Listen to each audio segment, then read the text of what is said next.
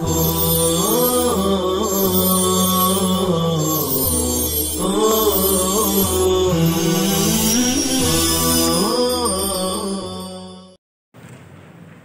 اللہ الرحمن الرحیم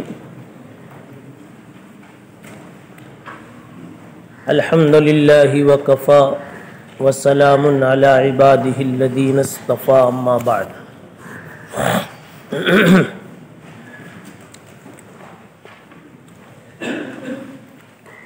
گفتگو چل رہی تھی حدیث جبرائیل پر، جو آپ کے نسخے میں صفحہ 12 پر ہے۔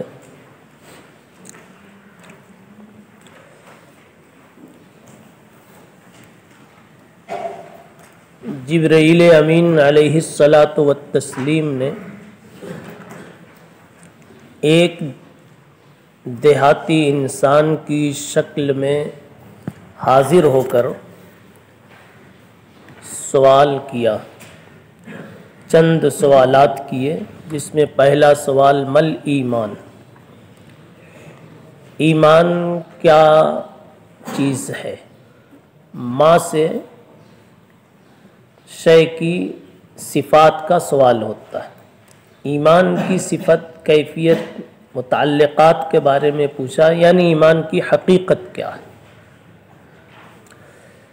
آپ نے فرمایا ان تؤمن باللہ و ملائکتہ۔ کسی کو سوال ہو سکتا ہے، جو معرف ہے وہی معرف ہے، ایمان یہ ہے کہ ایمان لاؤ۔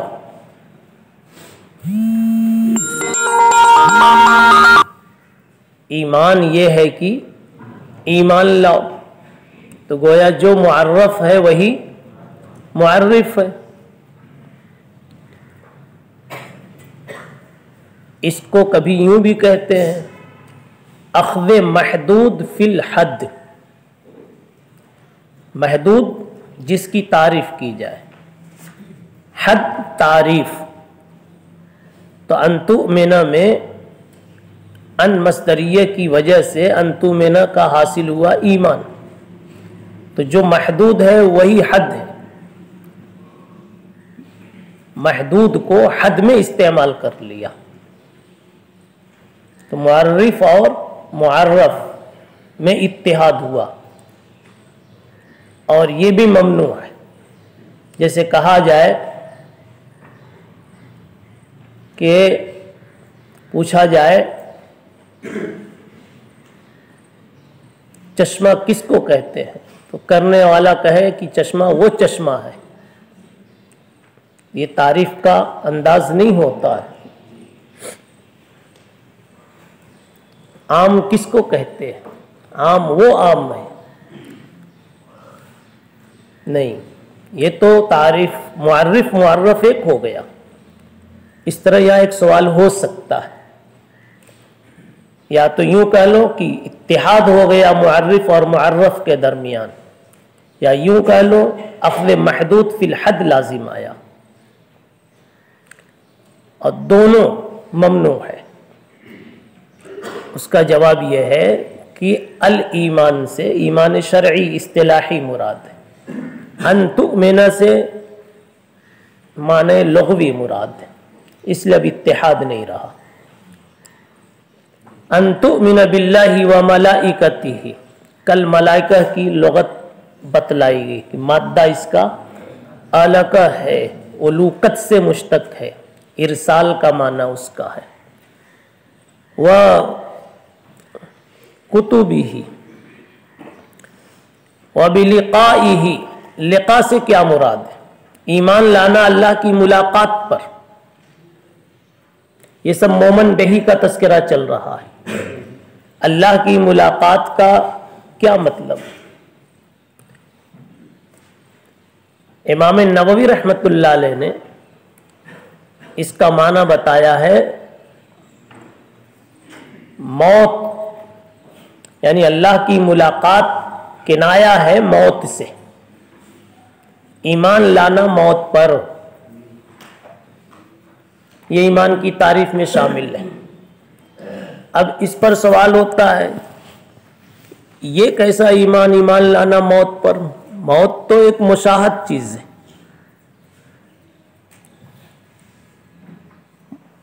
ایمان تو مغیبات پر لایا جاتا ہے. یہ کیا چیز ہے؟ مشاہد ہے. رسول کی رسالت، اللہ کی کا وجود یا اللہ کی ذات و صفات، جنت جہنم، ساری چیزیں مغیبات کی قبیل سے ہے. موت تو ایک روزانہ ہم دیکھتے، پھر اس کو مومن بہی کیوں بنایا؟ اس پر ایمان لانے کی بات کیوں کہی گئی؟ تو علماء نے جواب دیا کہ اصل میں موت کی 3 قسمیں: موت شخصی، موت قرنی، موت کلی. ایک انسان مرا، شخصی موت ہے، زید مرا، بکر مرا. موت قرنی، ایک طبقہ ختم ہوا، صحابہ کا طبقہ گیا، تابعین کا طبقہ گیا، ایک صدی گئی، یہ قرنی. موت کلی قیامت کو کہتے ہیں. گویا موت بول کر کے قیامت مراد ہے، یعنی ایمان لانا قیامت پر، اور قیامت جب ہوگی تو اللہ کی ملاقات ہوگی. یہ حاصل ہوا امام نووی رحمۃ اللہ علیہ کی تعبیر کا یا تشریح کا. لیکن دوسرے شارحین فرماتے ہیں کہ لقاء سے مراد اللہ کی رویت ہے. ایمان لانا اللہ کی رویت پر، ایمان لانا اللہ کی رویت پر.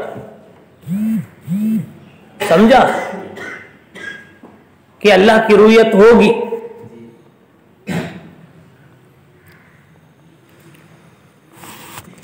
ایمان لانا اللہ کی رویت پر کہ اللہ کی رویت ہوگی. یہ مسئلہ مختلف فی ہے اور ذرا علمی مسئلہ. اہل سنت والجماعت اور معتزلہ کے درمیان.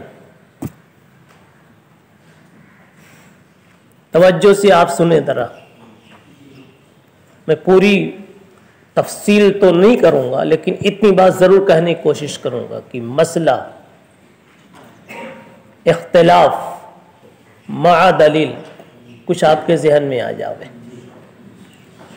اس لیے کہ اصل جگہ یہ رویت باری تعالیٰ کے نفی و اس بات کی نہیں ہے، اصل جگہ تو یہاں یہ ایمان کی ضمناً بات آئی، مگر ضرورت بھر سن لیجئے. وَبِلِقَائِهِ، ایمان لانا اللہ کی ملاقات پر. اس کا مفہوم بعض لوگوں نے رویت لیا ہے کہ اللہ تعالیٰ کی رویت پر ایمان لانا، کہ اللہ کی رویت ہوگی. اب مسئلہ بنا لیجئے، سوال بنا لیجئے کہ اللہ کی رویت ہوگی یا نہیں. اللہ تعالیٰ کی رویت کا متعلق کے اعتبار سے 2 قسمیں اس کی: رویت فی الدنیا، رویت فی العقبہ اے فی الآخرہ. اہل سنت والجماعت کا مسلک یہ ہے کہ دنیا میں اللہ کی رویت ممکن ہے مگر واقع نہیں ہوگی، اور آخرت میں ممکن ہے اور واقع ہوگی. اور معتزلہ کا مسلک ہے کہ اللہ تعالیٰ کی رویت حاصل نہیں ہوگی، کہیں بھی حاصل نہیں ہوگی.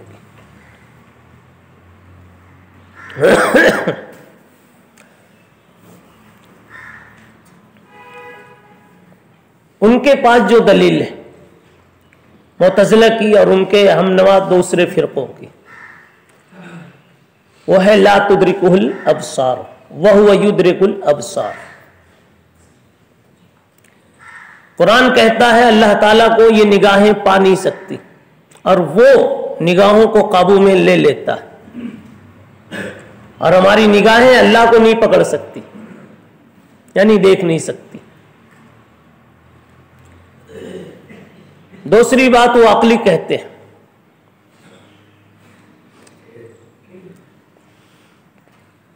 کہ اللہ تعالیٰ کو دیکھنے کے لیے اس درجے کی مرئی جس درجے کا ہو، شے مرئی جس درجے کی ہو، رائی میں بھی وہی شان ہونی چاہیے. عقلی طور پر وہ کہتے ہیں. اہل سنت والجماعت نے کہا اپنی دلیل دیتے ہوئے کہ قرآن مجید نے ایک بات کہی ہے، وجوہ یومئذ ناظرہ الی ربہا ناظرہ، دیدار ہوگا. اور کافروں کو دیدار نہیں ہوگا. کلا انہم عن ربہم یومئذ لمحجوبون، کافروں کو نہیں ہوگا. وہاں سے یہ بات سمجھ میں آئی کہ دیدار ایمان والوں کو ہوگا. مسلم شریف میں روایت موجود ہے، رسول اللہ صلی اللہ علیہ وسلم سے پوچھا صحابہ نے، کیا ہم حل نرا ربنا یوم القیامہ، کیا ہم اللہ کو قیامت کے دن دیکھیں گے؟ آپ نے فرمایا ہاں دیکھو گے. کہا کیسے دیکھیں گے؟ اتنے سارے مجمع میں کیسے دیکھیں گے؟ تو آپ نے فرمایا حل تضامون فی رؤیت الشمس، آفتاب کے دیکھنے میں اتنے سارے انسان ہیں، اتنے پہاڑ ہیں، درخت ہیں، کبھی کوئی چیز آڑ بنی؟ ہر آدمی ایسا سمجھ رہا ہے میرے ہی سر پر آفتاب ہے. یہ تو عجیب ہے، سمجھ ہی میں نہیں آتا. ہر آدمی کے لیے آفتاب اتنا ہی برابر قریب ہے، جتنا ان کے لیے قریب ہے اتنی میرے لیے قریب ہے.